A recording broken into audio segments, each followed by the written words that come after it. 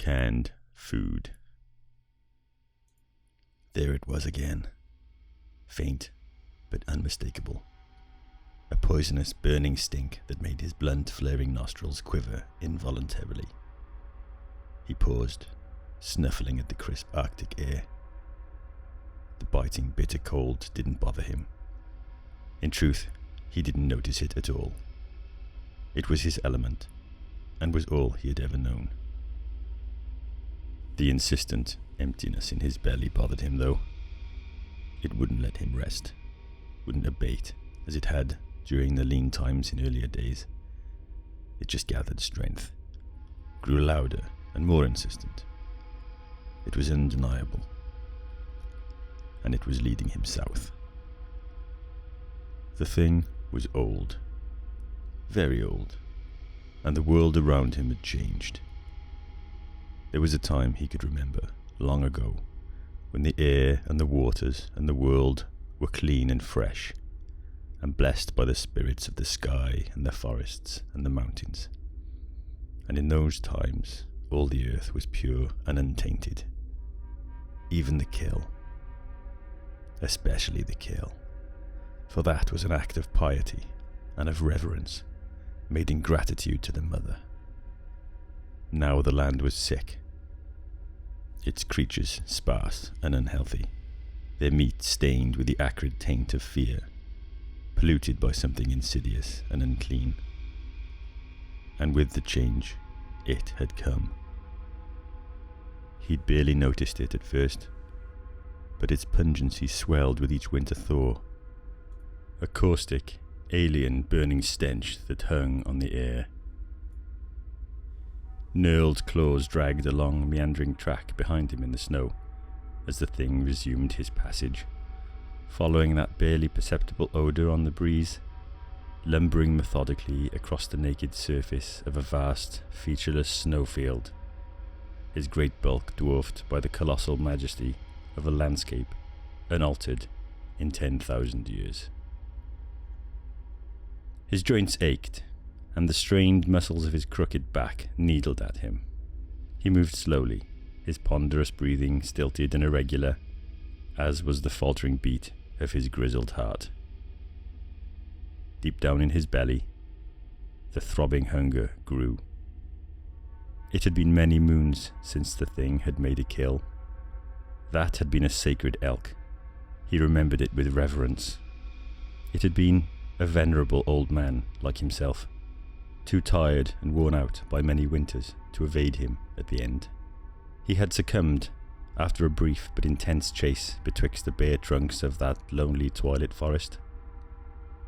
It had been a good clean kill, as befitted the venerable beast, and he had subsisted on its tough stringy meat for many a day, offering up a sacrifice of flesh from that precious prey to the spirit mother, as had been the custom of his people since the beginning of things. The sacrifice had cost him dearly, but it was only proper to pay homage to his benefactor. After that, he'd had no luck. Time and old age had finally caught up with him, and from that time on he'd lived bitterly, gnawing on frozen roots and tree bark for sustenance over many dark days and nights. Later he'd found the bare frozen remains of a kill, abandoned by the wolves, and had cast aside his pride to fret at those dry scattered bones. The cold sun skirted above the distant frosty horizon, casting a perpetual dawn light over the snow. It orbited him ponderously, day and night, melding into one relentless twilight, eyeing him with its cold glare, circling him like a scavenger, waiting patiently for him to die, as mile after mile he dragged his aching carcass ever southward, drawn ever onward, compelled by the ache in his belly, and by the striking noxious scent that grew stronger with every mile. The stink, he somehow knew, would lead him to easier meat. Some miles to the south, a battered truck barreled along the highway through a pale sheath of fog. "Darlene, let me tell you, I am powerful hungry," Walter declared, scratching his bristly chin with fat stubby fingers, his bright piggy eyes fixed on the road ahead. I mean, He paused uncertainly, considering his words before continuing. Far be it from me to speak ill of nobody, least of all your dear sister. But goddammit, that woman is a terrible cook. Walter flashed a nervous, sidelong glance at his wife in the passenger seat, keen to gauge her reaction.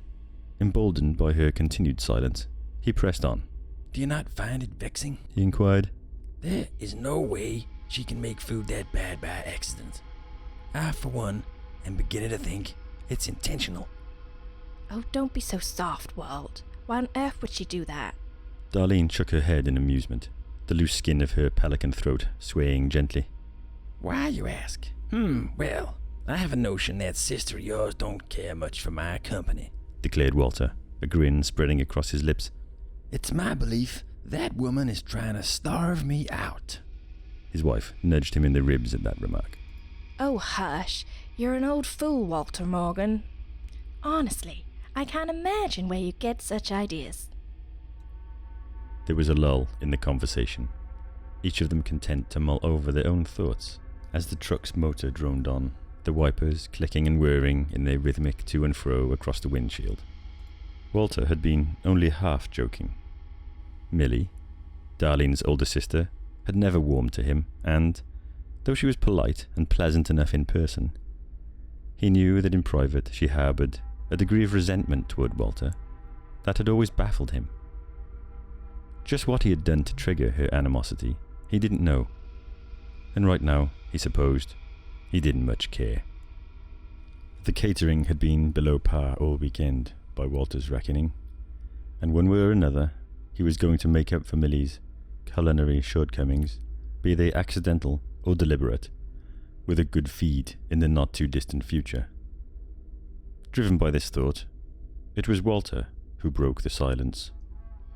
What you got planned for dinner then, my little turtle dove? Well, there's nothing in the refrigerator, if that's what you're asking. It'll have to be something from a can, I guess. I might have one of those tinned pies you like from the larder. Throw some baked beans on the side. That might do us at a pinch. Darlene fluttered her eyelashes appealingly at him. But he didn't notice. His eyes were on the road, his lips tightening. Darlene, I have been driving 4 hours straight, after 3 nights of your sister's, subsisting on what, in my view, amounted to prison rations. Darn it, woman, a man needs real food. I ain't eating from no can. Good Lord. He rolled his eyes at that, then looked to her appealingly. Darlene shrugged. It was, she thought, unwise to encourage him when he was in one of his moods. Instead, she remained silent, watching the road and keeping her own private thoughts on the matter to herself. I tell you what, said Walter, conspiratorially nudging his wife's pudgy arm with an elbow. I might pull in up ahead into Nancy's diner. We can grab ourselves a couple of double-decker cheeseburgers and fries, just to keep us lively till we get home, and you. Then, once we're settled in, we can see about ordering in something tasty. What do you say, honey? Walter pushed up the peak of his dirty baseball cap and shot a winning smile at his long-suffering wife. Why, Wally, you're a bad man suggesting such a thing. Darlene scolded him. You darn well know I'm on a strict diet. Her pronounced wattle swaying liberally as she shook her head in reproval. It was all pretense, though. Her stern expression cracked into a furtive grin. Oh, go on then, she conceded. The good Lord knows a body needs fuel to keep the cold out. Walter winked in agreement, and a few minutes later, the old Wrangler swung onto the rime-crusted parking lot of Nancy's diner, beneath the vivid glow of its neon sign. The acrid stink was palpable now, as the thing topped the ridge, and intermingled with that familiar caustic stench were other smells. New and intriguing odours. Odours he could not place nor understand. But lurking among them was the unmistakable musky scent of prey. Below him in the valley, strange lights shone eerily out of the lazily shifting fog. Lights the like of which he had never before encountered. Around them, his old eyes could vaguely define unnatural uniform formations. These reminded him of rocky outcrops, yet unlike any he had previously seen. This truly was a strange and daunting land, and he surmised that the elders had indeed been wise when they had warned him of it so long ago in his youth. But it was far too late to heed such antiquated warnings. The time for circumspection had passed. Now, near his end, there was nothing left to lose, and he must cast aside such doubts and fears. The assertive ache in his gut would not be denied. It ruled him. And now, finally, he had caught the faint sweet aroma of warm bodies. And that meant blood and living flesh. Outside the diner, it was dark, and the wind buffeted at Darlene's collar. She linked arms with Wally as he let the diner door swing closed behind them. Hold on to me, honey. It's icy as hell out here, she said, and arm in arm, they struck out for the Wrangler as fat flakes of snow began to fall around them. That was some mighty good eating, Walter remarked as they picked their way across the glittering tarmac. For an appetizer, he grinned. Darlene frowned playfully, thumping him on the shoulder in good humour. Whee! What a night! Exclaimed Darlene as Walter slammed his door, sealing them in tight against the night and the cold. Never mind, darling, he said cheerily, firing the motor. It's been a long old day, but it's nearly over. The Wrangler's V8 motor whined and sputtered into life, and the truck inched out of the parking lot onto the road. Walter turned left, heading down the gradient, following the last few miles of open road toward the small rural town they called home. By the time the old Jeep rolled onto Main Street, it was almost 11. Parked cars, abandoned to the night by their owners, were dotted here and there along the drag beneath the mist-smudged streetlights. The place was eerily deserted, bereft of life, and draped in a thin, pale shroud of freshly fallen snow. What's that up ahead, Wally? Darlene muttered quietly, waving a thick forefinger into the sodium-stained gloom. Walter followed her gaze, squinting into the night. I can't see nothing but the fog. His words tailed off as his right foot shifted instinctively to the brake, sending the truck slewing to a halt in the slush. There was something there, an indistinct shadow shifting behind the mist. Walter couldn't tell what it was, but he knew he didn't like it, knew there was something strangely unnerving about the size of it, about the unnatural way it moved. Walter shifted the Wrangler into neutral absent-mindedly, the warm V8 purring at idle. The thing appeared then, or part of it did, seen indistinctly, half glimpsed for a second as the fog parted. A towering something it was, man-like in general outline, but distorted and far, far larger than any man could be. It lumbered out of the mist at the farther end of the strip, its bulk oddly out of proportion with the buildings flanking it. What is that? Walter stammered, leaning forward, pawing at the thin film of condensation that had gathered on the inside of the windshield, groaning involuntarily as he did so at the pressure in his belly. But the huge figure was gone. Wally, what was that? Darlene whispered. Honey, I do not know. Looked awful big, though. Where did it go? She asked, almost calmly, but the crack in her voice betrayed the panic swelling within. They gazed at one another uncertainly, listening, anxious eyes scanning the gloom outside the tiny truck cab. Both of them stalled and uncertain how to proceed. Should we get out of here? Whispered Darlene. Walter turned, looking intently into his wife's eyes, like he'd forgotten for the moment who she was. That is not a bad idea, he muttered, reaching for the stick shift. Then, with a sickening impact, the truck was wrenched sideways, as though it had been T-boned by a freight train. The wrecked truck performed a ponderous pirouette on the slick surface of the road, before coming to a standstill, rocking slowly on its springs. One side of it smashed, knuckled in like a soda can. Inside, Wally blinked out into the darkness, his mind a blank. All conscious thought chased away into the darkness by fear and confusion. Darlene, littered with broken glass, began to scream. That brought him back to his senses, and, together, they looked up, their attention drawn by a peculiar scraping sound above. It was closely followed by the squealing of torn metal, as thick black claws sheared in through the roof. Darlene screamed again at that, and Wally screamed with her, as the claws drove down into the cab. They looked like so many buffalo horns, hooked and gleaming in the sodium glare. As the frightened couple looked on helplessly, those claws tightened their grip, peeling the metal roof from the truck like the lid of a sardine can. Together they looked up into the night, their eyes blinking in the flare of the streetlights. Meat in a can, served in a brine of their own expelled urine. Unconsciously, their questing hands found each other in the dark.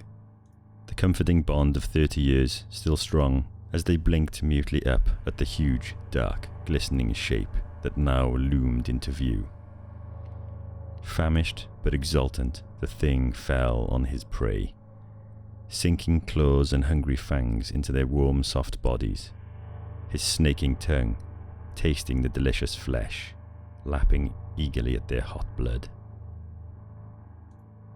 Below, the V8 engine purred at idle, oblivious to the screams and the carnage and the gore that spattered liberally across its worn upholstery. It was an old truck. Wally had had it for many years, and they'd covered a lot of miles together during all that time. He'd maintained it well, servicing it himself every year in the autumn. But despite his best efforts, the big V8 was getting old, and had been running a little rich for some time. The truck shuddered as the thing buffeted against its flank, engrossed in the enjoyment of his meal. To the rear of the old Wrangler, the tailpipe quivered, spitting acrid fumes out into the cold night air as the screams died away.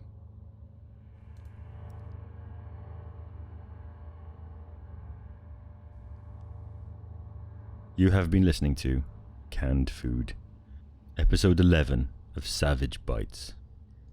The concept for this story was inspired by and evolved out of the accompanying painting, which was executed back in early 2018. The kernel of the idea was this snapshot image of a monster appearing out of the fog at night, and a car jamming on its brakes as the driver sees the creature emerge in front of him. I posted the image on the subreddit r/art, and it did really well. It got over 20,000 upvotes over the course of a couple of days, and attracted quite a lot of cool comments, so I was really pleased about that. The actual image you see here is an edited version of that original. The original monster in the painting was a bit too comical. Some of the comments on the Reddit post said as much, and that made me think again, and I decided to rework the monster for the illustration for this story because I wanted it to be a bit more genuinely scary rather than amusing. So that set me to wondering about the backstory of the painting, wondering why this monster was coming into town, and conceived this idea of this aging monster. He's really getting on a bit, and he's finding it difficult to find food in his natural habitat, so he's coming into contact with humans in order to survive, in the same way old polar bears sometimes go into towns in like Alaska and other places where they live, looking for food essentially. But I also got this idea of the monster being this force of nature, drawn by the smell of petrol and fumes and all the man-made artificial stuff that was seeping into his world. So I wanted to contrast the hunger and starvation of the monster with the perceived hunger and starvation of Wally and Darlene. The kind of whole canned food thing is a bit of a kind of a joke in a way, I suppose, is black humor, where Wally and Darlene end up being the canned food in their car for the monster in the story. Anyway, there you have it, episode 11 of Savage Bites. Really hope you enjoyed it. If you did, please hit the like button, subscribe to the channel, and please leave a comment. I'd love to hear from you. Above all, please share a link to any horror fans, anyone who's into creepypasta or anything like that, anyone you think might enjoy this narration. I'm really keen to grow this channel and keep writing and keep illustrating and narrating these stories for you. I'll see you in the next one.